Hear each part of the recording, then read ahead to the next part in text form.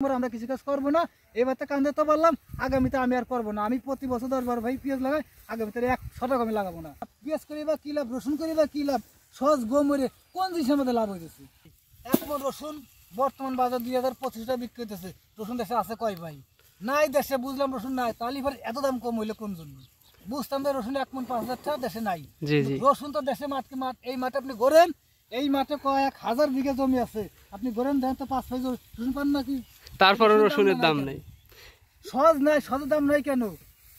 প্রত্যেকটা পণ্য আমাদের কৃষিকাজ আমরা করি, প্রত্যেকটা জিনিস আমাদের দাম নাই।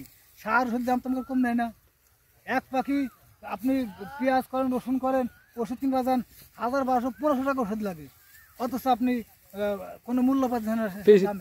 হ্যাঁ, ফসলের মূল্য নাই, তাহলে আমাদের ওষুধ কিনা লাগতেছে ডাবল দামে, কিন্তু ফসল পেঁয়াজ করি বা কি লাভ, রসুন করি বা কি লাভ, সহজ গমরে কোন জিনিসের মধ্যে লাভ হইতেছে?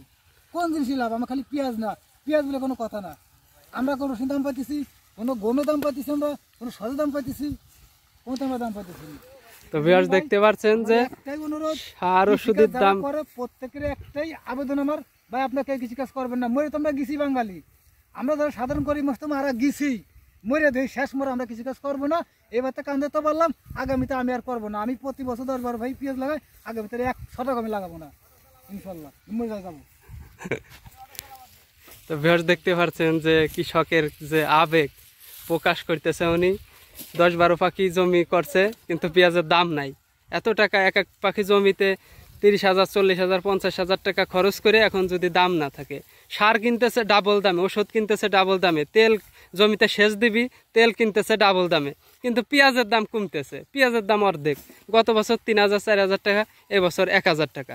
1500 টাকার উপরে যদি কাঁচা পেঁয়াজ না থাকে তাহলে কৃষক একদম ক্ষতিগ্রস্ত, একদম শেষ হয়ে যাবে।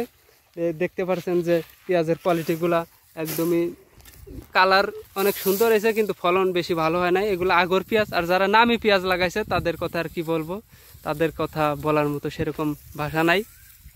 তো পেঁয়াজের যে দাম, এতে কৃষক একদমই ক্ষতিগ্রস্ত। এরকম হলে কৃষক কোনোভাবে কৃষিকাজ করবে না।